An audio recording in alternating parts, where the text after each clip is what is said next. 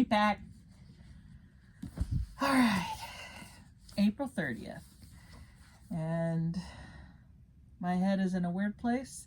So forgive me if I seem weird or ramble some. Just double check. Okay. So.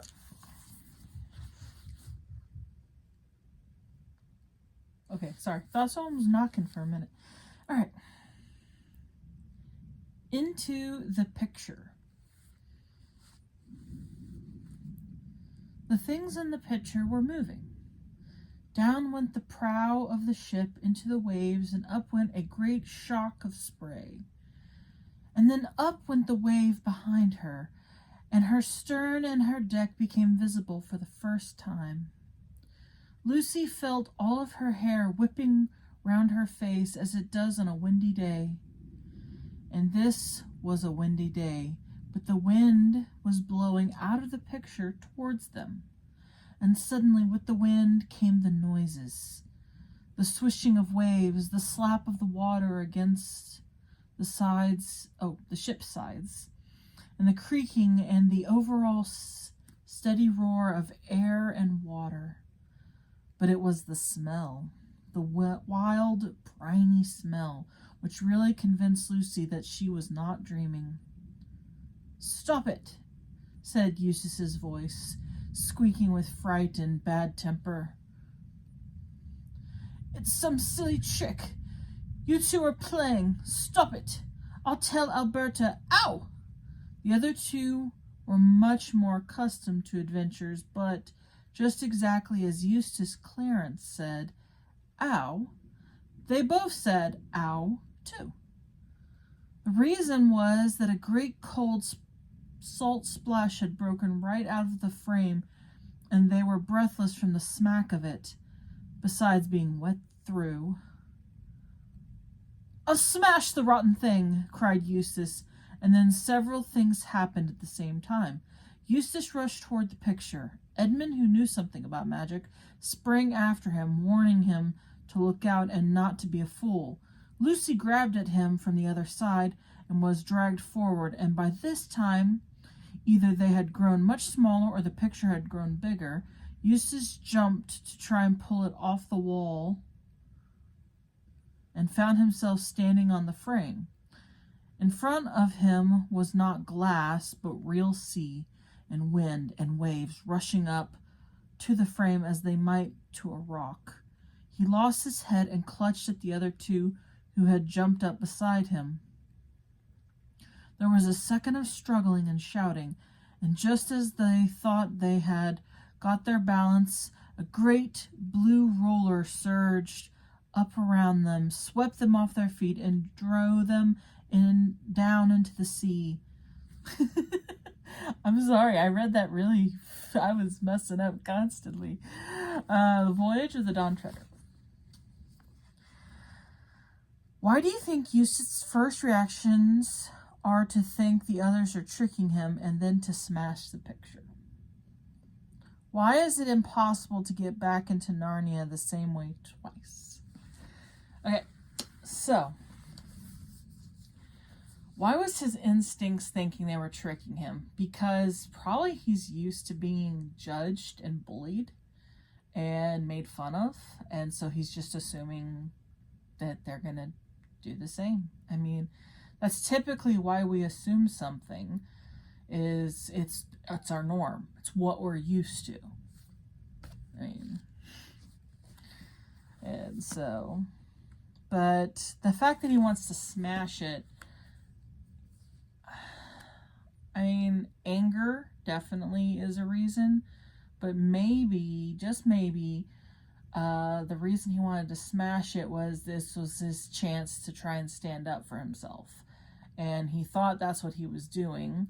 And he's like, I'm not going to be made a fool of, basically. It's just my opinion, but I mean, sometimes we act really weird out of emotion. Why is it impossible to get back to the Narnia the same way? Now that is an interesting thing. There's obviously biblical presidents, because C.S. Lewis was a Christian. I believe at the time he wrote this, he was a Christian. And there's a part where it's, I forget where in the Bible, but it says, I think it's in the New Testament later, like, I think it's literally like Jesus saying, you know, if you go in one way, go out another way. And so it's basically you never go in and out the same way. And I don't know why, though. It's definitely an interesting thing. In the case of Narnia, maybe it has something to do with the season they're in, because some people would say, well, you know, like they couldn't do the wardrobe again because they did it and that's it one time. Like, but Lucy went in and out of the wardrobe multiple times before the final time. And so it can't be just like, if you go in once, now you have to go in a different way. It's, you go in and you have to exhaust the purpose of that entrance. And so the thing is Narnia typically summons people, it seems. Maybe it's Aslan summoning them, but sometimes it's not. Sometimes it's people stumble across it. And the two examples of stumbling across it that I can find are A Magician's Nephew and The Lion, the Witch, and the Wardrobe. Both of those were like they weren't summoned. Now, Voyage of the Dawn Treader, as we just read, and Prince Caspian, I know for sure they were summoned. They were beckoned by the magic. However, I don't know all the books as well as I know those four. So for the rest of them, if I'm not mistaken, the horse and his boy, they're already in there. So they're not really summoned from the other world. They're summoned from like a different land.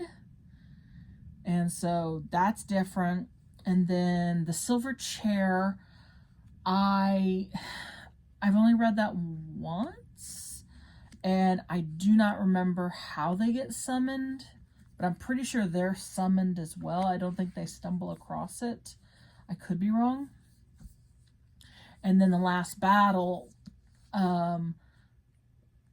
without too much spoilers, I will say that the people that do come from another world do seem to be summoned by Aslan, if I'm not mistaken. So I think typically it's when they're summoned, that's it. They're summoned. And so that's why they don't go in the same way, because they're being summoned and it's based on the situation. So it's kind of a one-time deal. But the two times that they stumble across it, I would say, you know, in Magician's Nephew and Wardrobe, that those were actual doorways.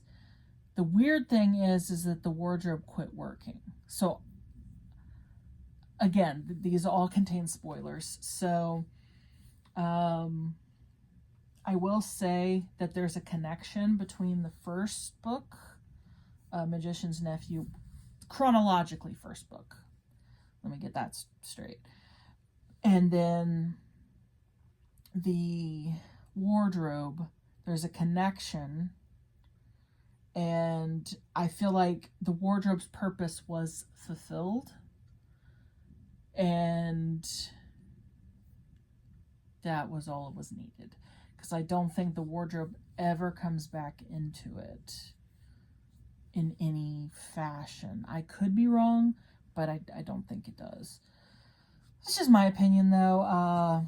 Obviously, C.S. Lewis, I mean, anyone knows, everyone likes to imagine that an author has everything in mind from beginning to end, but it's not the case. It's we grow, we change, we adapt, and we like, you know what, I did that, and if I look at it this way, now I can interpret it a little bit differently. And then that's where some of those pieces that don't quite fit, and you know, as a reader, we can kind of overlook most of those. But that's it. I have to say, doing these daily reflections makes me want to go back and read or listen to the Narnia books. They're just such great stories, and I really want to do the Silver Chair again, because that one I know I probably the least, because even though the last battle I think I only read once, it stuck with me way more. Like, it was so emotional for me. Like, I think I cried quite a bit actually during that. I could be wrong, but I think that's the one that made me cry. I don't think any of the other books made me cry. That one did, though. And so, yeah. I really like this. It's been such a long time since I touched this book and, you know, decided to sit down with it, and I have to say I'm enjoying it. It gives me a nice little happy, you know, feeling, and yeah, that's it. So, thank you for watching, and I hope y'all find books that give you joy, and maybe you like this one. And remember, if you don't want to wait and do it just one a day, you could do like one in the morning, one at night.